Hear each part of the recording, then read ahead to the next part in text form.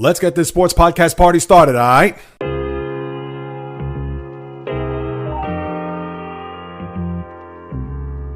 The J Reels Podcast. What is happening, my good people? Greetings. How are you? How's it going? How's everybody doing out there? What is the latest and greatest?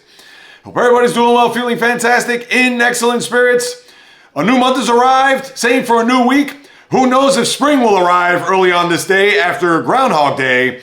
But one thing is certain, that your favorite little podcast host will have a lot to dive into when it comes to what's going on in the sports world, as this is the J Reels Podcast with your host, J Reels. For my first timers, welcome aboard. And for those who've been banging with me going back to the very beginning, somewhere in the middle, or even as early as this past Thursday, I welcome you guys and gals back. And what is there to discuss here to kick off our podcast? You would think it would be the NFL. Now with the Super Bowl waiting in the wings, we could finally get into Super Bowl week and media and all the nonsense that pretty much is going to take place down in New Orleans. But boy, if there is any particular news story that would overtake the NFL, and it happened late Saturday night, really Sunday morning when you think about it, after midnight, and a trade that has still reverberated about 36 hours ago, where so many people still can't wrap their head around what had taken place there between the LA Lakers and the Dallas Mavericks. And it's interesting because there was a little bit of a local flair to it, considering that the Lakers beat the Knicks there on Saturday night in a great performance by LeBron James. And with the Lakers still in town after that big win against the Knicks, it just so happened that the Mavericks decided to part ways with their franchise and looked like it was going to be one of their best players in the history. And that's saying a lot considering that they had Dirk Nowitzki. But for Luka Doncic to be traded from Dallas to the LA Lakers and return to get Anthony Davis and a bunch of players that were thrown in involved, the Maxi Klebers as well as the Max Christies, Christie going from LA to Dallas, and then Kleber as well as Markieff Morris going to LA. Also a number one pick, the 2029 number one pick by the Lakers going to Dallas in exchange. And also got to throw in the Jazz as they were part of this three-team deal as well. And so many questions abound, so many scenarios, so many thoughts. And although I talked about it a little bit on the YouTube channel and some social media platforms, of course, at JReels on YouTube. But here's how we're going to break it down. And we'll go from both angles, from what the Mavericks saw to what the Lakers saw. And a lot of people are thinking, was Luka been shopped around for quite some time, considering this year has not been a good year for him, especially health-wise. He's been out since Christmas with a calf. A lot of people thought that he was going to come back February 8th, which would be this Saturday, but that's uncertain at this moment. But let's get into the weeds on this deal from both perspectives. And I'm going to start off with the Mavericks. I know that in the press conference yesterday, Nico Harrison, the GM, as well as the coach Jason Kidd, felt as if their championship window is about the next 3 to 4 years. And by them bringing in Anthony Davis provides a big man up front. Mind you, they did lose Derek Lively out for a few months. I believe he had a broken leg. I can't remember off the top of my head, but he's going to be out. Maybe it was a foot injury. But knowing that Lively was going to be out, and they do have Daniel Gafford and PJ Washington, two guys that provide length, but certainly not the rim stopper that Lively is, and most definitely not the guy that could clog the middle the way Anthony Davis does. And pretty much what this deal, if you're the Dallas Mavericks, if you want to read between the lines, is that they did not want to offer Luka Doncic a Supermax contract, which he was eligible for after next year, a 5-year, $345 million contract. On top of him, with the conditioning, not being a guy that is svelte or certainly in top-notch condition the way he should be. And for my wife during the NBA Finals, when the Celtics were playing the Mavericks, for her to say, wait a minute, this guy's a dad bod. How is this player one of the top players in the sport if he's not chiseled or if he's not in top physical physique? And that is a question that certainly has not been answered by Doncic to this very moment. And how I look at this deal, if you're the Mavericks, they probably said to themselves, we don't want to invest in a player that, yes, we understand he's a top 5 player in the sport, an all NBA first team player. And for a guy that, yes, face of the franchise and could have been the best player overall in the Mavericks, now what, 43, 45-year history, But for them to punt on Doncic, 25 years old, not even entering his prime, all of the accolades that he's received since coming into the league, and they looked at it from my perspective as if we don't want to invest in this guy who hasn't invested in himself, is mainly his health, and even on top of that, a guy that you have to wonder, maybe a little bit of an attitude with the refs and the officials, not being able to temper that, and of course not playing defense, a guy with a backcourt with him and Kyrie and not pretty much anything else. All right, you want to throw in Klay Thompson with his pedigree, despite the fact that he is long in the tooth as we know. But for the Mavericks, they felt that our best window to win a championship, and also they mentioned the C word, culture, it was best to trade Doncic now, not knowing that if he was going to come back, even with the Supermax deal there in 2 years or 2 summers from now. And that's all well and good. And they had to protect their interest as far as them winning a championship, knowing that they got to a finals last year. And with the Mavericks floundering in the West there between the 7 and 10 range, and they were up as high as maybe 4, I believe, in the early part of the season, they said, let's just cut bait. And even though there were sources saying that Luka was going to sign that Supermax deal, and how could you pass 5 years, $345 million, considering that he's not even entering into the prime years of his career. But that was a shrewd move by a Maverick team. And let's face it, they probably felt that it was not worth investing in this guy, considering his lack of conditioning as well as his lack of defense, despite the fact of his wondrous offensive talents. They just felt as if, there's no way that we're going to put forth all the chips in the middle of the table on a guy that, yes, could get all the All-Star nods and the first-team All-NBA nods, but is he going to get us to the promised land and win the whole thing? They felt no. Anthony Davis was the better fit. And now as far as Luka going to the Lakers, and that also ties into that scenario because I want to talk about Anthony Davis and how big that is. But for now, Luka to go to LA, if he doesn't straighten his act under LeBron, and granted, not to say LeBron's going to be there for 5 years, despite the fact he said that he could probably play for another 5, we would think maybe this year and next, and he does have that 2-year window before he could say sayonara, at least so we think. But if he doesn't get his act together under LeBron, then when will he ever get his act? Quite frankly, I mean, think about it. Here's a guy that idolizes LeBron, and we know LeBron, talk about the antithesis of Doncic. Here's a guy that's 40 years old. He put up a triple-double in 37 minutes against the Knicks there on Saturday night, and even he, in the post-game interview with Lisa Salter, says, I don't know how I'm doing it either. Now, we know he's a freak of nature, and it's not about LeBron right now, but if Luka is going to be able to transition and be able to take the torch from LeBron, and it's mind-boggling to think that the Laker history, other than Weston Baylor, who of course drafted by the Lakers dating back to the days of Minneapolis, but for them from Wilt, Kareem, Magic, we understand that was a Laker pick, from Shaq, Kobe, LeBron, and then now here it is. They have their next superstar in waiting that's going to carry the mantle for this franchise once LeBron leaves. And it's just typical Lakers for him to get this move. And then we had to think, were there other teams involved? Did Luka, was he dangled where other organizations could jump in? Because you know that there was a GM or president of basketball operations down in South Beach that surely would have done whatever it takes to get him down there. But it seemed as if Dallas had their sole focus on LA, knowing that they wanted to bring Davis on board with his pedigree, with his defensive prowess, and they got their guy. They were able to get Davis, and again, we'll talk about that angle in a second. But now Luka is going to be able to shoulder this responsibility of not only getting himself in shape, playing with LeBron, and it is kind of weird because they're both similar players. They both need to have the ball. They both like to distribute. Yes, they both score as well. So how that fit is going to be, and you would think Luka's going to defer and do whatever it takes just to play with LeBron, but how long before there's going to be a rift there? Granted that LeBron isn't going to be there, you would think, past next year. So I'm sure it's going to work. Will it fit like a glove? That remains to be seen, and I won't go as far as saying that it won't, because they're two basketball savants. They will have a meeting of the minds, and they will certainly work it out, unless it just seems to be irreparable, depending on who's going to want the ball, who's going to need the ball, etc.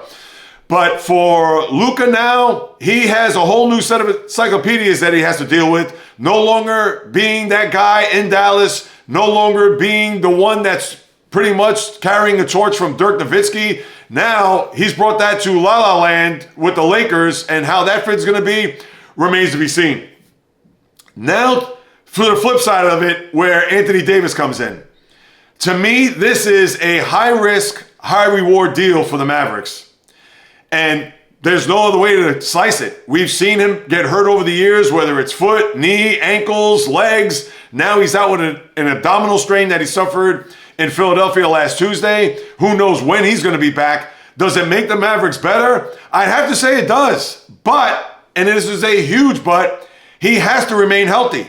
Now, last year, he pretty much played a full season for him. I believe he played well over 70 games or somewhere around there. So I'm sure the Lakers coming into this year were hoping that was the case, but we get it because of the Mavericks and them being persistent and knowing that if we're going to trade Luka Doncic, this is the guy we want. So how could you not, if you're Rob Pelinka, foster any type of deal or relationship with Nico Harrison and the GM to say, all right, if we're going to get Luka here, if that means we're going to have to part with Anthony Davis, so be it. And that's a no-brainer. And you would think in the immediacy that that is going to bode well, and you would think that this is a slam dunk for the Lakers, considering that the Lakers just gave up one of their first-round picks, and Dallas said, no, we don't need the other one. Just give us the one for 2029, and we're good. So it made you even think more about how Luka maybe has fallen out of favor in Dallas. But again, we already talked about Luka. As far as Davis is concerned, if he stays healthy, and he and Kyrie, they've had a friendship going way back. If you recall, when Kyrie went to Boston, there were a lot of rumors maybe Anthony Davis going to Boston, and as we know, that didn't turn out to be the case.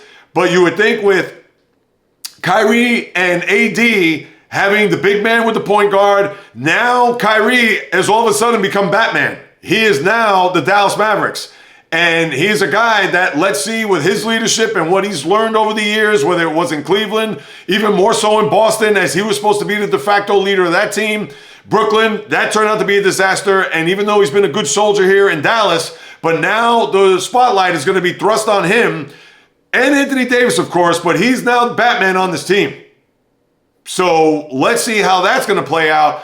But again, this is all contingent on whether or not Davis is going to remain healthy. Because if he's not, this could be a just colossal, epic failure for not only Nico Harrison, the GM, not only Jason Kidd, as they even said, we may be out on a rail if this thing doesn't work out in the next 3 to 4 years as they look at this championship window. And with the young guys that they have on this team, the aforementioned PJ Washington, who they got in a deal last year, obviously Daniel Gafford, as well as Derek Lively, once he's on the mend, to go along with the likes of Kyrie, AD, and even Klay Thompson, that is a good nucleus to win over these next few years. One more time, underlined, if Davis is healthy. So we'll see. But from the surface, to me, this is more of a win on the Lakers. If Davis is healthy and if it does register them a championship, then you would think that they won right off the bat. Now, it's all going to be long-term as far as Luka. You would think that this deal is going to bode well for the Lakers long-term. So it's more or less them long-term and then Mavericks short-term. And as far as Luka, he can't get that Supermax deal. Going back to him real quick, he could get a 5 for $229, not the 5 for $345 because he forfeited that with the trade. And not to say that he forfeited that, but of course I'm sure in the contract somewhere once he was traded that there was no way he was going to get that deal. Now he's already in the middle of a $200-some-odd million contract as it is. So nobody's going to cry for him that he's going to pretty much lose $100 million in this deal. No biggie there. But that was one that shocked the NBA and really shocked the sports world. And even it shocked LeBron. He had no clue. Anthony Davis didn't have a clue. Even LeBron in that post-game interview that I mentioned, he talked about how AD, once we get him back into the fold, considering that he didn't make the rest of the trip with that ab injury, and even Anthony Davis was tweeting how proud he was of the team with that big win in New York on ABC Saturday Showcase at the Garden. And here it was just hours later while LeBron was out in dinner here in Manhattan with family, the news comes down, and yeah, well, I mean, what more can you say? No influence there on LeBron, because I'm sure there's a lot of the conspiracy theorists there that follow the sport think that, oh, LeBron had something to do with this. No, he and AD are close. He and AD are tight. So why would you even think that LeBron is all of a sudden going to say, yeah, let's bring on Luka and just say goodbye to AD as if he was yesterday's newspaper. So that was your deal, people. As big as it gets. I don't know what else I could touch on. Let me see. I did jot down a couple of things here, but I just wanted to go off the top of the dome when it comes to that. No, that's pretty much it. Franchise guy, bring in Davis. Can he remain healthy? Yeah, was Davis targeted? Obviously he was. No other teams were involved.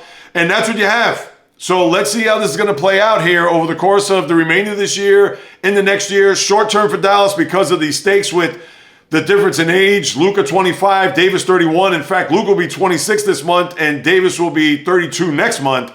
So again, all this is going to unfold right in front of our very eyes, and we will certainly be witnesses to see how this will all take place there between the Lakers and Mavs. And then you also had another huge deal take place yesterday, and one that I touched on the podcast Thursday was the Aaron Fox, the Sacramento Kings guard. He gets sent to San Antonio in another 3-team deal that also involves a team that gets a lot of draft picks, that being the Chicago Bulls, where Zach LaVine goes from Chicago to Sacramento, and then a bunch of draft picks gets forwarded to the Bulls.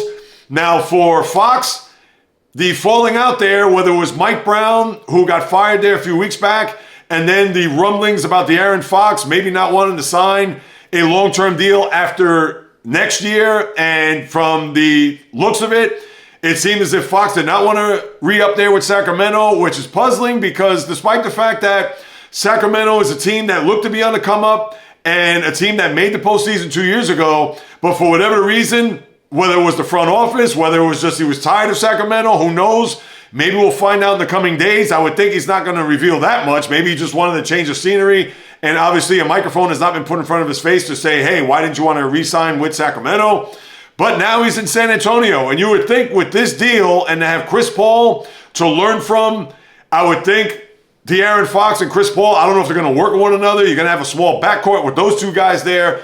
But for Paul to be kind of a guy to groom De'Aaron Fox along, at least for the remainder of this year, considering Paul's on a 1-year deal, and we know about the future greatness and obviously the great play of a one Victor Wembanyama, you would think that the San Antonio Spurs, who currently right now in the Western Conference are 12th and 2 games behind the Sacramento Kings, ironic there, for the 10th spot in the Western Conference, of course, that playing scenario. And does this make them a bona fide playoff team? Now, he's certainly an upgrade, and I would think with the pedigree, despite the fact that Greg Popovich has not come back and Mitch Johnson, the coach in the interim, you would think that Fox is going to have to get acclimated and implemented into that system. But I would think that this deal will probably propel them to get into that 7-10 bracket.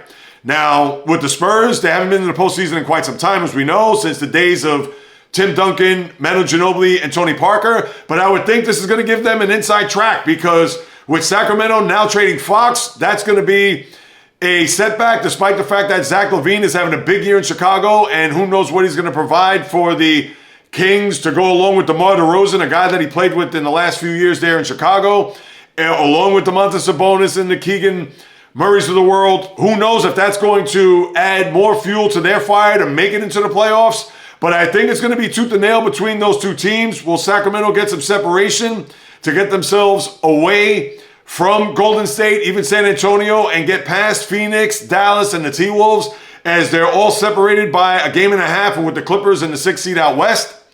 I'm going to say that this is probably going to make them into the postseason, or at least to get themselves into that 7-10 range. Because I'm sure Wembanyama is going to look forward to playing with Fox, as well as Fox looking forward to playing with the big man, and knowing that he's going to a culture that has a pedigree, despite the fact that they've been long removed from those championship years. Maybe I'm giving San Antonio a little bit too much credit, and Sacramento not as much either, but I would think, why not? When you have a young guy like that, and the Spurs didn't give up a ton of assets either, on top of all that, they still had the Devin Vassals of the world and guys that are still part of that team. So let's see if San Antonio is going to parlay that into a postseason position where if they do, it's not going to guarantee them into the big body of 8, but at least we'll get to see the potential of having Wembanyama, in particular him, on a stage where he's going to compete to get into the playoffs. So big trade there that happened besides the Luka for AD trade. And the trade deadline is on Thursday at 3 p.m., February 6th. And it's interesting because with Fox being traded and obviously Luka being traded, the one guy that's left standing is Jimmy Butler. And Butler even said that he's not going to re-sign with the Warriors if he does get traded to Golden State. That's one of the teams that he had on his list. Of course, Phoenix and Denver are the two teams that he'd like to go to. But I don't know if Phoenix is going to be able to finagle a deal there here in the next few days. I understand stranger things have happened. But with the NBA here, I would think the blockbusters now can be put aside, although Jimmy Butler could be a blockbuster deal because you have to get more than just one team involved. You're going to have to get maybe two teams, possibly three, when it's all said and done to get Butler packing from South Beach to somewhere else. And who knows what other players and moving parts could be involved in that. So I would think that could be the next big story coming out of the NBA as far as off the court. And as far as what's happening on the court, you also had another trade too from a lesser degree. The Clippers traded PJ Tucker and Mo Bamba to Utah, and they made a ton of deals here for Drew Eubanks and Patty Mills. Nothing big, but Tucker, who has not played this year because of a difference of wanting to, not only just playing, but from a standpoint that they have not been able to see eye to eye on working out a deal for him to remain a Clipper. So therefore, he has sat out the entire season. So now let's see what's going to happen. Maybe he goes to Utah to an extent, maybe to get a buyout to go elsewhere, you would think. I believe Tucker's in the last year of a deal there with the Clippers, now in Utah. So we're going to have to see what's going to happen there. But other than the deals and everything that's happening, that's pretty much the focal point here. And that's a big one, especially when it revolves around a top 5 player in the sport. And then you had DeJounte Murray, who had blown out his Achilles against the Celtics there on Friday night. And he's a guy that just got traded from Atlanta to New Orleans. And we understand New Orleans had just a nightmare of a year. Hopefully it doesn't mean that Willie Green, the head coach, loses his job. He does not deserve that. It's not all on him. But for Murray to be out, that's just another blow to a team that had big expectations coming into this year with the weight loss and the new look Zion Williamson, and he hasn't been able to stay on the court. It has just been a flat-out, unmitigated disaster there down by the Bayou. And as far as the league overall, what's happening on the court, I know you had the Celtics win last night coming back from 26 against the Sixers there in Philadelphia, and they'll play the Cavaliers tomorrow night, so that's going to be an interesting matchup where the two teams are pretty much status quo from what we last spoke there on Thursday. Celtics 6 games back and 5.5 games behind overall in the Eastern Conference, where the Cavaliers are 40-9, Celtics 35-15. And the Knicks third place, even after the loss there the other day, 2 in the loss, but 2.5 back of the Celtics there in the East. But besides that, you don't really have anything else happening there in the East with any of the teams that are in contention. Out West, Memphis beat Houston there on Thursday night, so now they currently reside in the 2 spot in the Western Conference, and 7 games in a loss, 6 behind the Oklahoma City Thunder, which they should be fine for a 1 seed. Remember, Oklahoma City got the 1 seed last year, but they didn't get out of the second round, as we know, against the Mavericks. But with Memphis, Houston, then you have Denver, the Lakers, and Clippers all clumped together, separated by just 2 games. They're from 4 to 6. Then you have Minnesota, Phoenix, Dallas, and Sacramento, although separated by 2.5. But from Phoenix, Dallas, and Sacramento, they're all separated by 1 game, where Phoenix and Dallas are tied with not necessarily the same record, but 25-23 for Phoenix, 26-24 for Dallas, as the Suns have 2 games in hand on the Mavericks. And then you have Golden State, Sacramento on the outside looking in, although tied with the same record at 24-24, but with tiebreakers. Golden State's outside, and San Antonio, they're 4 games under, but they are 2 games back. And looking at it here, they have 3 games in hand on the Kings, so that's something to keep in mind as we move it along. But with the NBA, that's what you have. More of the trades and what's happening off the court than what's pretty much going on the court. And with the schedule forthcoming here over the next 3 nights, Boston, Cleveland is a big one tomorrow that obviously I'll pay attention to. Now, they split the first 2 games this year. If you recall, the Celtics snapped that 15-0 start by Cleveland and Boston, and then a week later they lost in Cleveland. So they'll match up against one another there tomorrow night. As far as tonight, you have the Rockets in New York to play the Knicks, San Antonio at Memphis, Sacramento at Minnesota, Milwaukee at OKC, and I'm sure you saw what happened there between Chris Paul, who shoved Giannis to the stanchion there behind the basket, and then there was a back and forth to the point where there was a lot of post-game comments by Giannis saying that, hey, I'm a man, you're a man, you want to deal with this like a man instead of pushing him from behind. And who knows if that stems going back to the finals there in 2021 between the Suns when Chris Paul was a point guard then. I don't think it goes back that far. Maybe it was just frustration on Paul's part, but I don't know if they're going to play again this year. San Antonio and Milwaukee, I have to take a look to see if they do, but that'd be interesting if they do meet again. But Milwaukee at OKC, then you have Orlando at Golden State, and then on top of all that, tomorrow, Dallas at Philadelphia, Houston at Brooklyn. So they got a little New York connection there as Houston's in town the next 2 nights.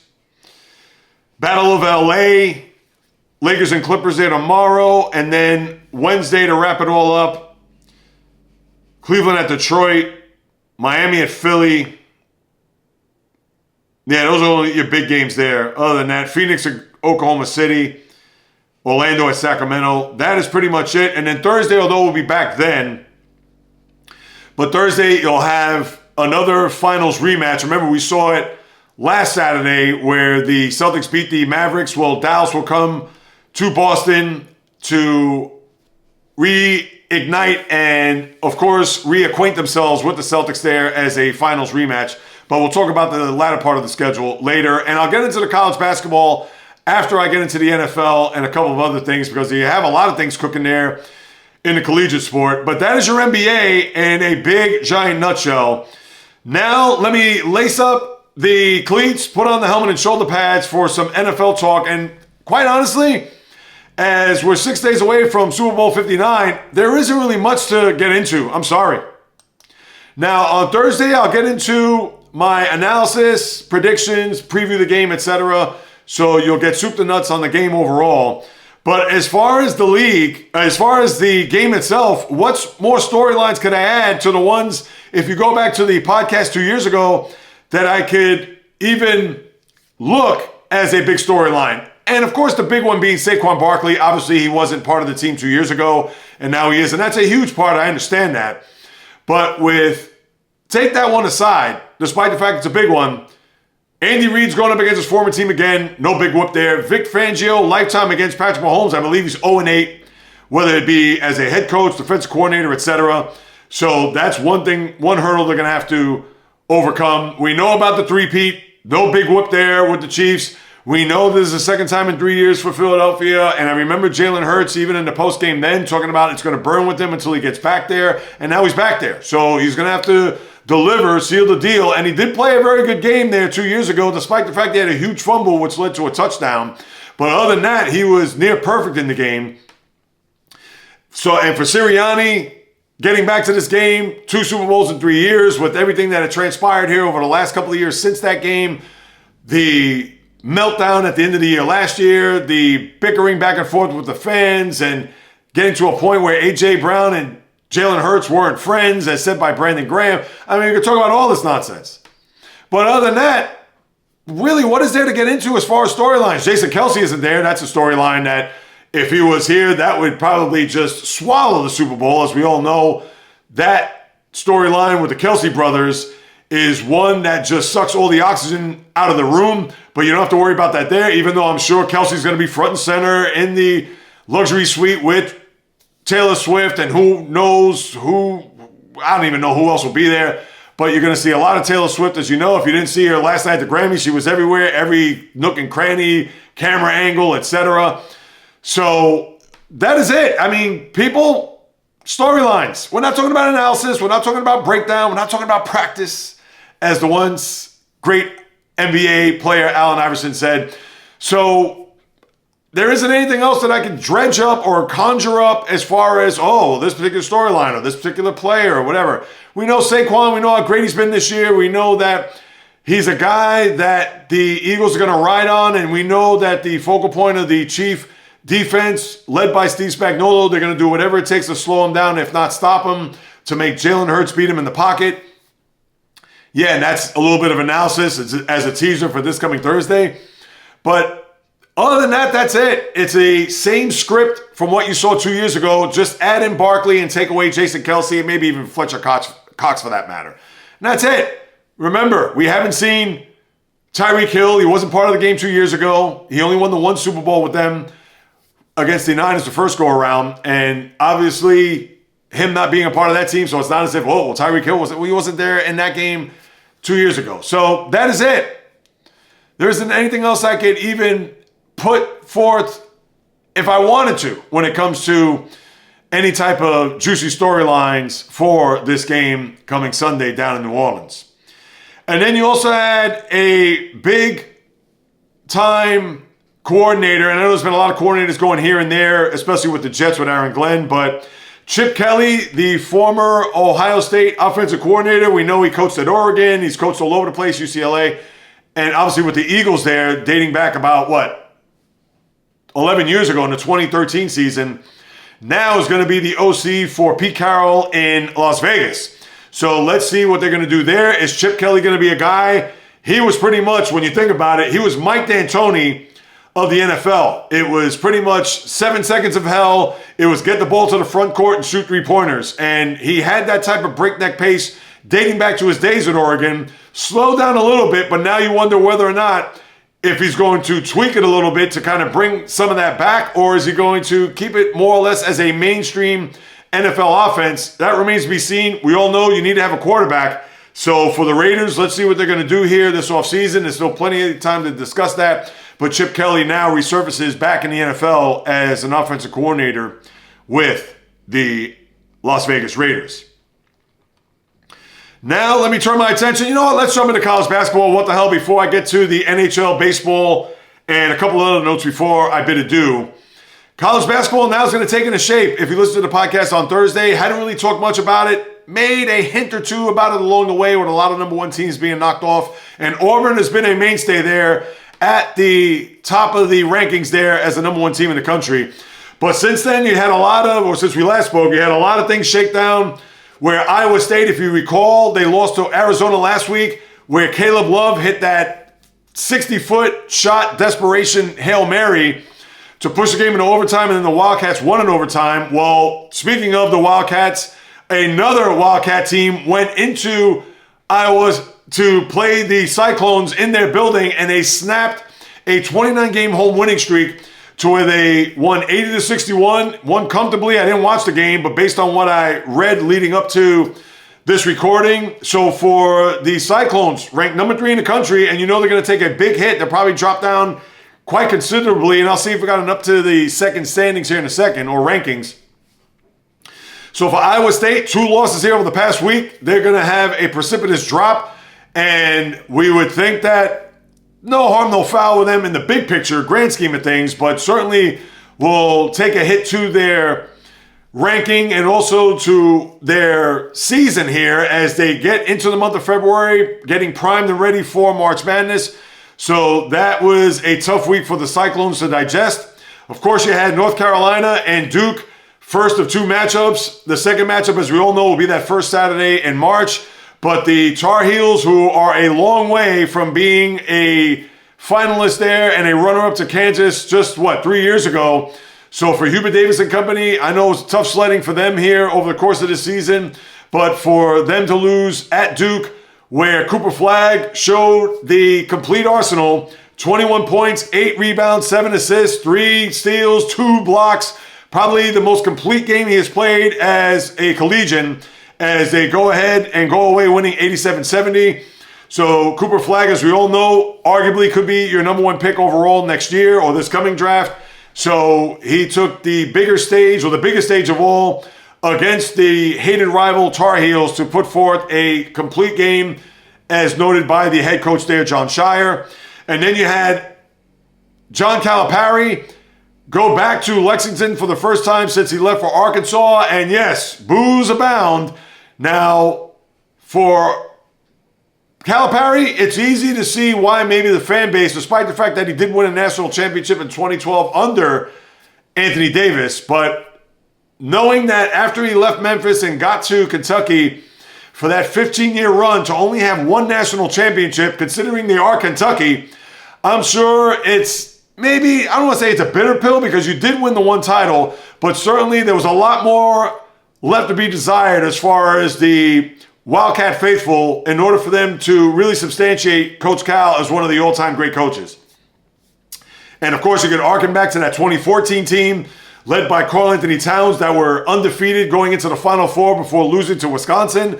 That was a huge blow, a team that was looking for perfection that we had not seen dating back to the 76 season led by Bobby Knight's Indiana Hoosier team. And for a lot of tough losses, whether I believe off the top of my head, wasn't that an Elite Eight or maybe yes, I believe it was an Elite Eight under De'Aaron Fox where they lost just a brutal game. That was, I think it was, right, a regional final where the Wildcats did beat Lonzo Ball and UCLA in the Sweet 16, and then in the regional final loss, off the top of my head, I can't remember who they lose to. Let me see, I got to go back 2018. Who were your Final Four teams then?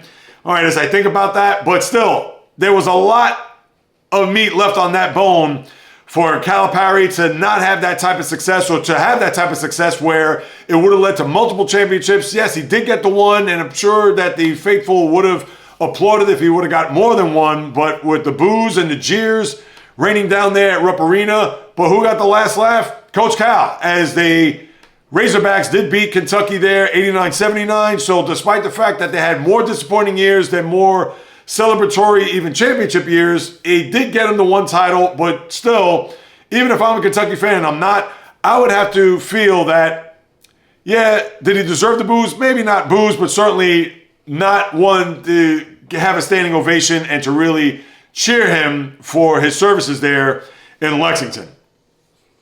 And then you had Kansas had their worst loss in Jayhawk history where, I should say they had their biggest deficit. That's the worst loss in that regard. They didn't lose by, let's say, 50, but they had a 21-point deficit in the first half, and they ended up losing to Baylor 81-70. So to think, you had a 32-point turnaround where at halftime they had a 21-point lead. Well, they had a 21-point lead in the game, but for Bill Self, the head coach, to say he's going to blame it on the oranges that the team ate at halftime for their second half demise, maybe that was tongue-in-cheek, I don't know, but if that was the case, you got to have a better excuse than that, or even just your team did not play well, where Baylor just blitzed them in the second half. So for Bill Self, who has won a championship in recent memory, just a couple of years ago against that North Carolina team that I mentioned back in 2022, but for Kansas, trying to find their footing here, and they're going to be fine in the grand scheme of things as far as making it into the tournament.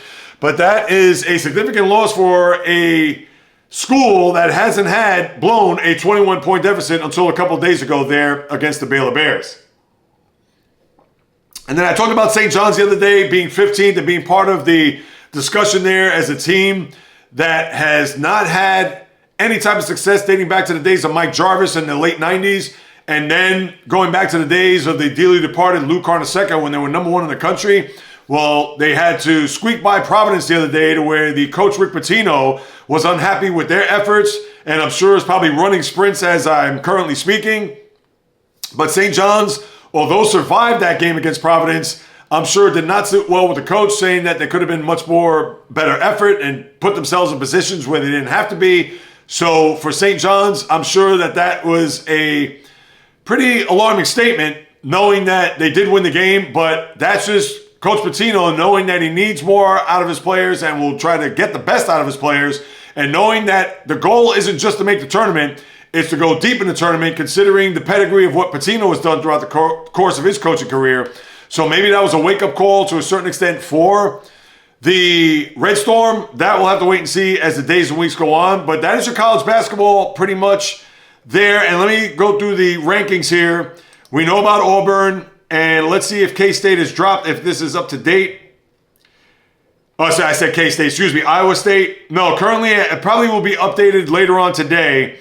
But right now, they're still third, Auburn first, sandwich Duke in between. Then you have Alabama, Florida, round out your top five. And your top 10 is Houston, Michigan State, Tennessee, Marquette, and Purdue.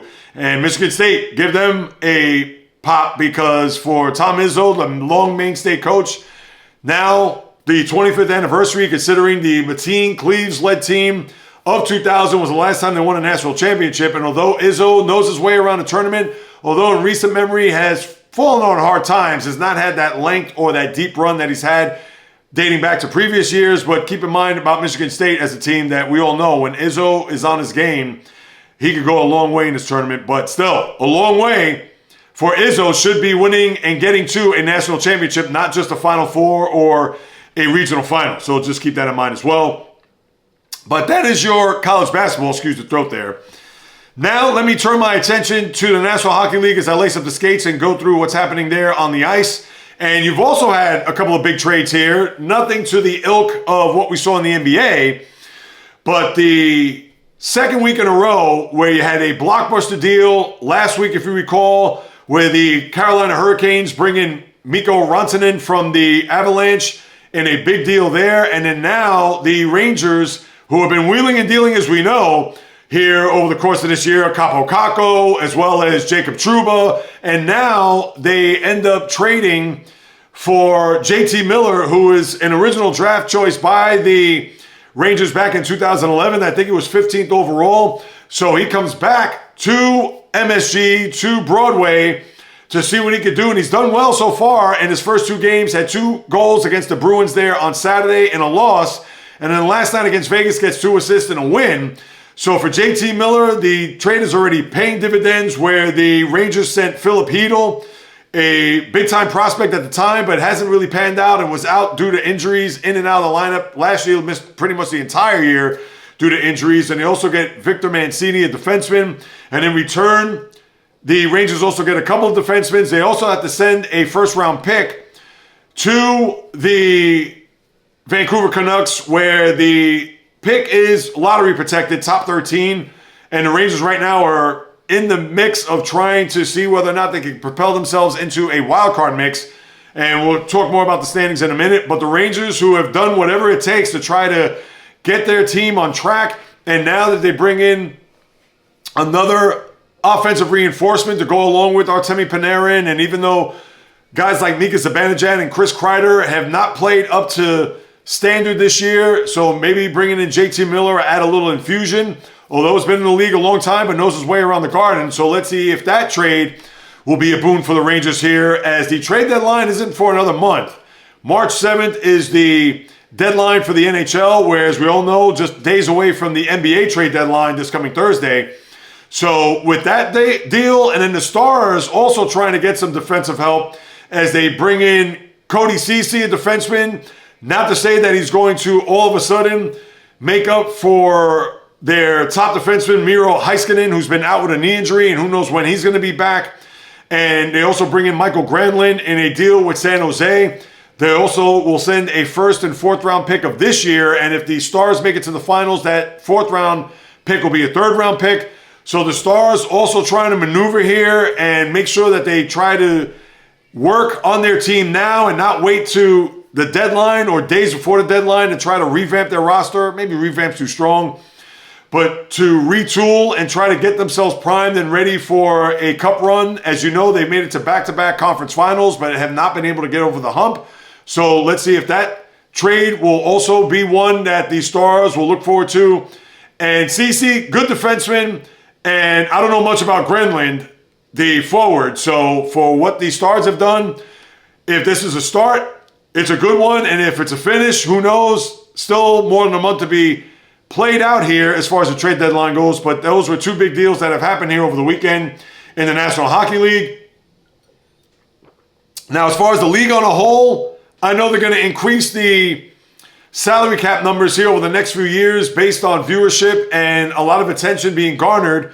I'm sure Gary Bettman is going to put a nice spin on it.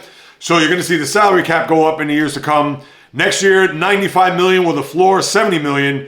Then 104, 76.9, and then 113.5 to 83.9 over the next 3 years. So the NHL doing pretty well as far as their growth is concerned. So the sport will get an increase there as far as salary caps go. Major League Baseball, are you listening? You have a ceiling and a floor there, and the NHL, that's why you'll have different teams in the Cup Finals and not just the guarantees of the original 6 teams or some of the other powerhouses. Yes, you'll see the Florida Panthers make it to a Cup Final.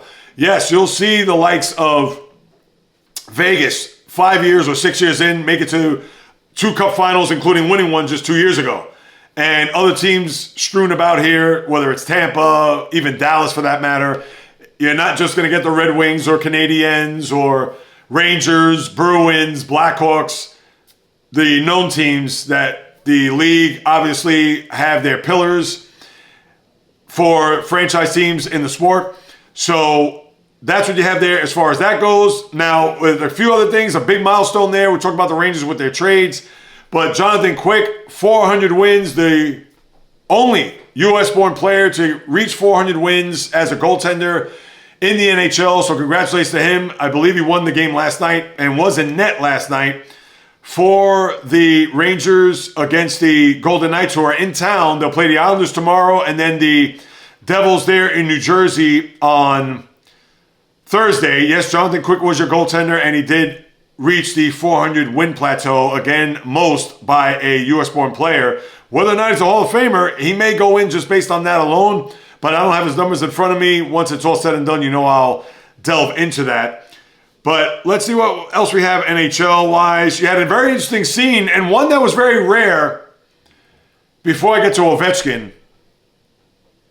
Marc-Andre Fleury, who's from Montreal, and longtime goaltenders, we know, Penguins, also with the Golden Knights, now with the Minnesota Wild. Thursday night pitched a shutout against the Canadiens, where at the end of the game, the Canadian players jumped off the bench, stood there almost like the handshake line at the end of a long, grueling playoff series, while the Canadian players and then the coaches there by the bench waiting for Marc-Andre Fleury after not only beating him, but shutting him out, waiting to shake their hands, considering this was going to be the last game. He's going to retire after this year. Last game in Montreal. It's not the Forum anymore. It used to be the Bell Center. I'm assuming it still is. These name changes with these arenas and stadiums.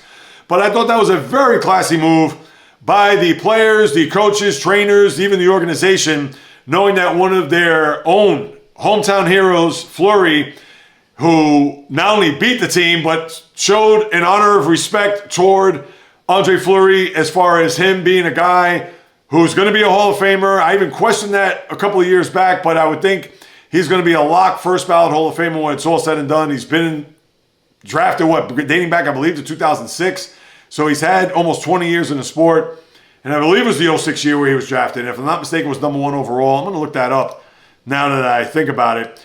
But I thought a very classy move by the Canadiens in doing that, and something that you rarely see. So even, let's say, a guy like Wayne Gretzky, if he makes his final go-round, and Gretzky, who's from Brampton, Ontario, I don't know if the Maple Leafs did anything for him, but with that being said, it's something that you do not see or rarely see, especially after a game where he had beaten the team in net. And let me see as I pull this up.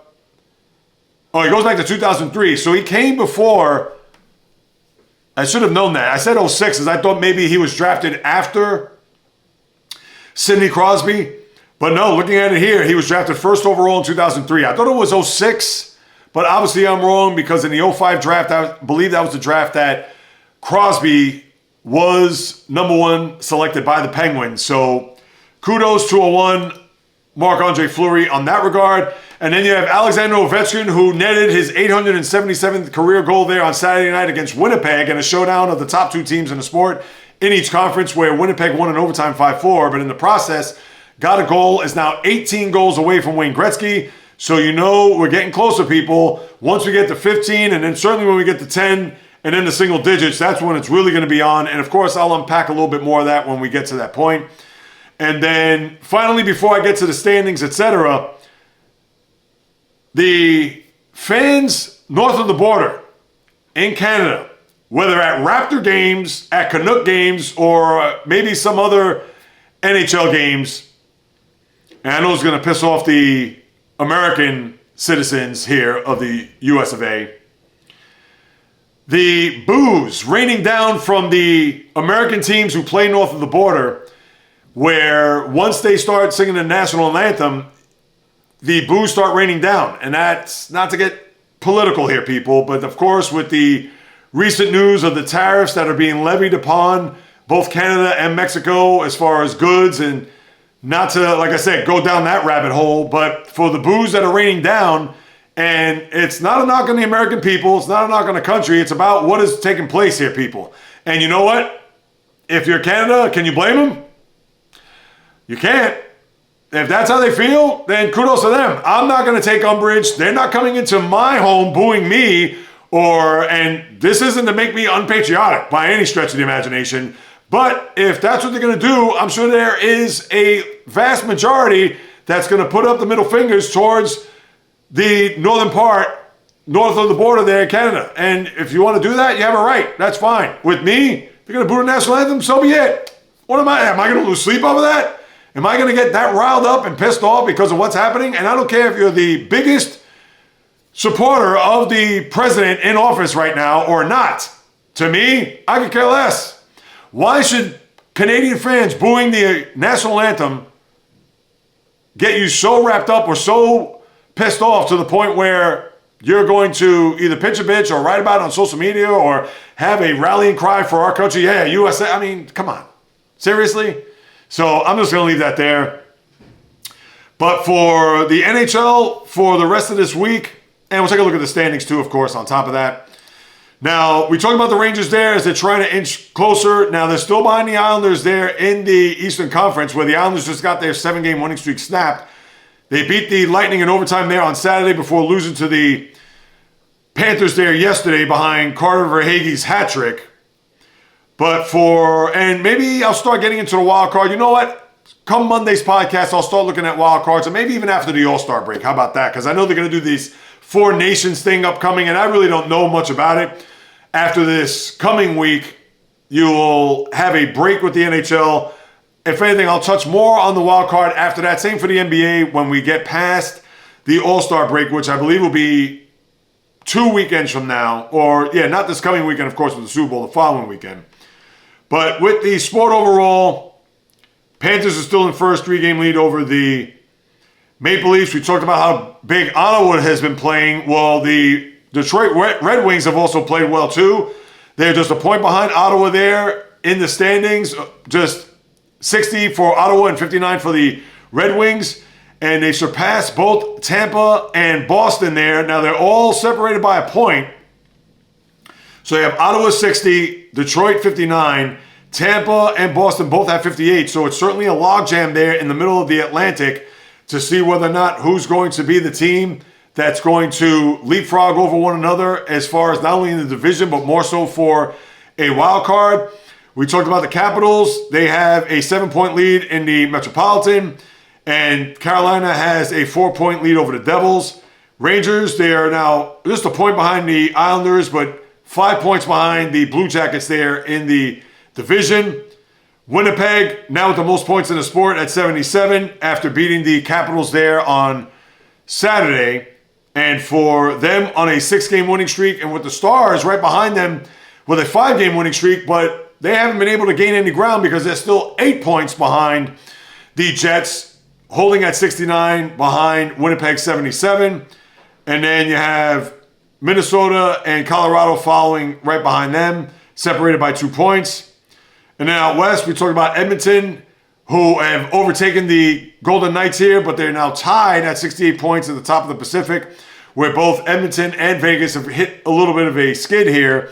Edmonton, 2-game losing streak, and the Golden Knights have lost 3 in a row, where the Kings are 8 back at 60 points, and then Calgary 9 back at 59.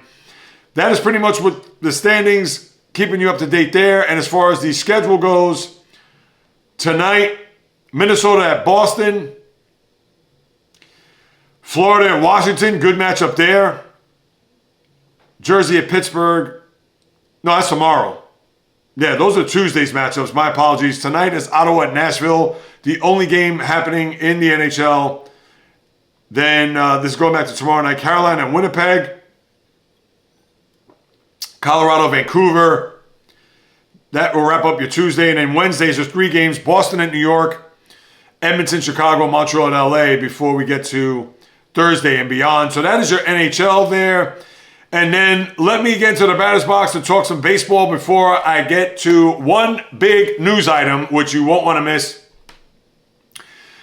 Baseball, I'll save him for last. Fay Vincent, the former commissioner, dating back to the mid-'80s, died at the age of 86. I'm on it now, so might as well talk about it.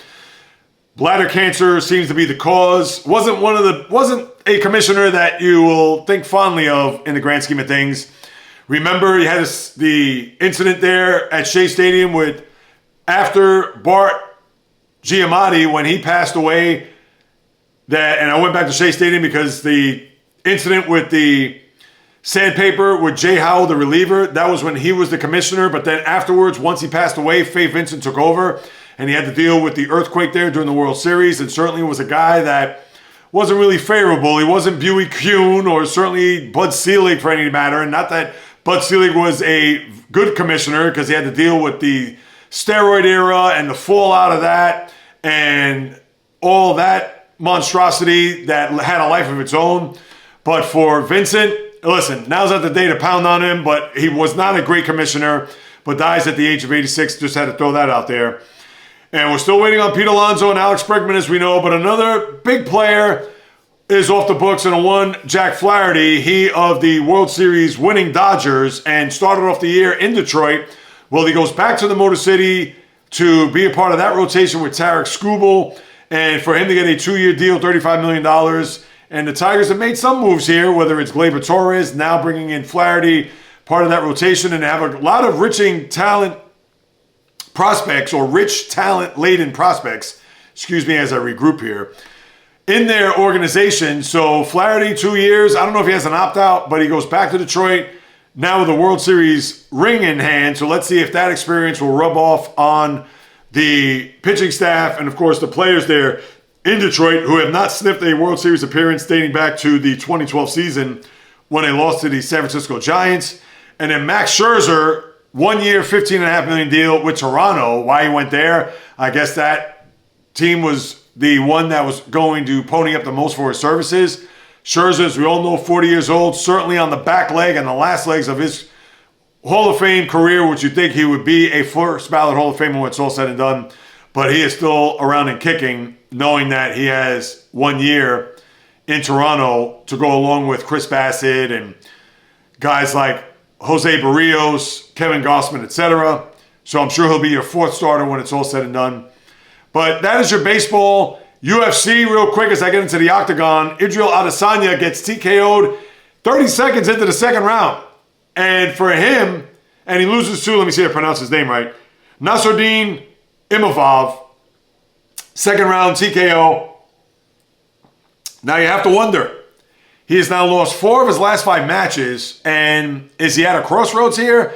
Adesanya, as we all know, very reputable fighter, a very known fighter in the MMA space, but is this going to be a scenario where he's going to have to contemplate whether or not he's going to want to continue or go on, knowing that he has not been victorious here in this latter stretch of bouts than he has been early on in his career?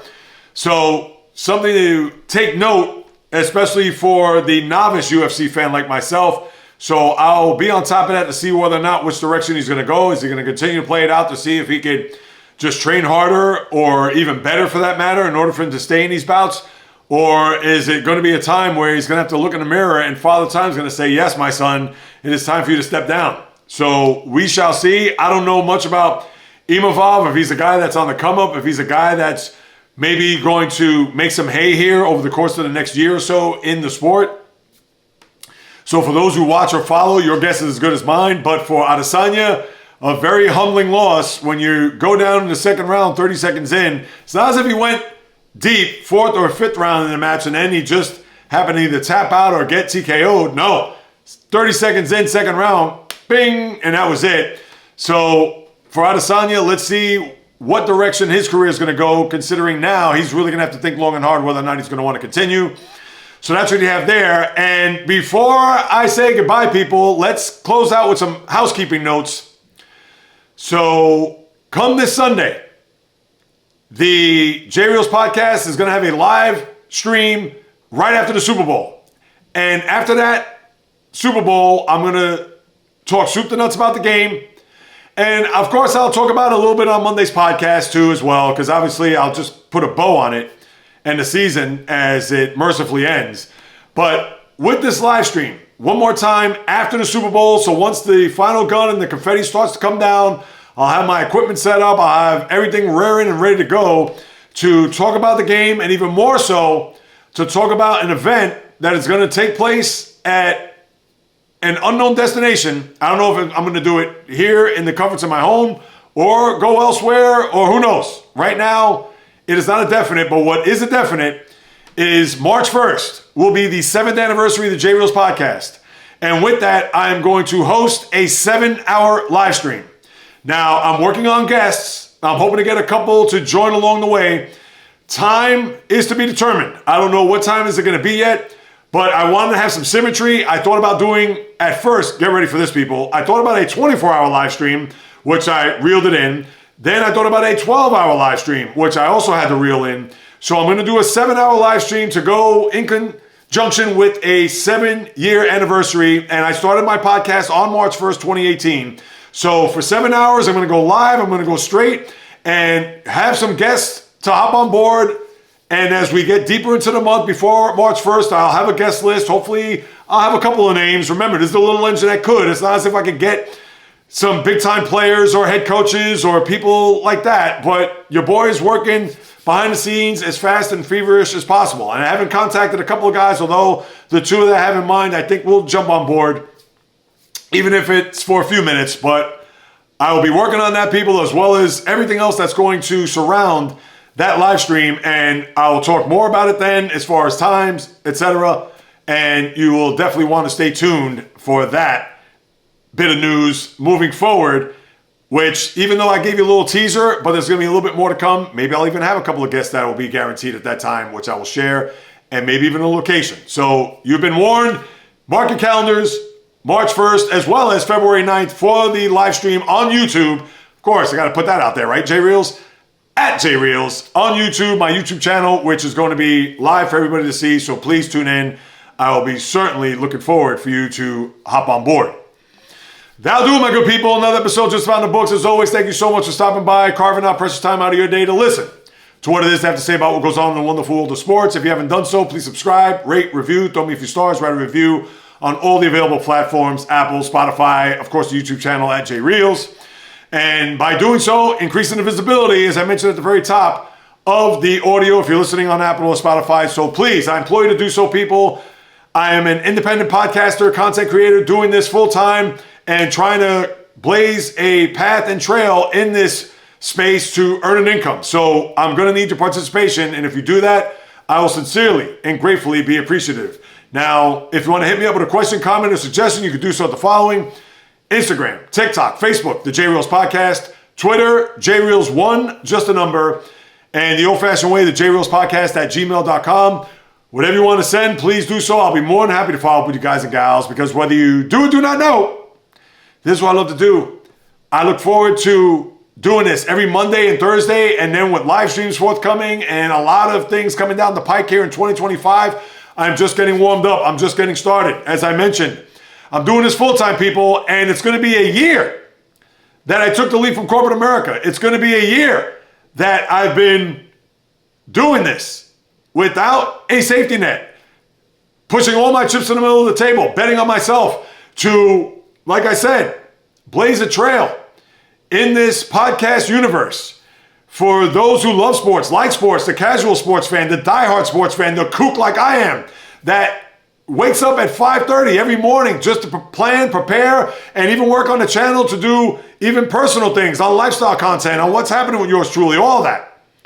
Because as long as I'm sitting in front of this microphone and in front of this camera, if you're watching on YouTube or Spotify, you are going to get nothing else but passion, fire, energy, fury, with my thoughts, opinions, critiques, praise, analysis, feelings on anything and everything.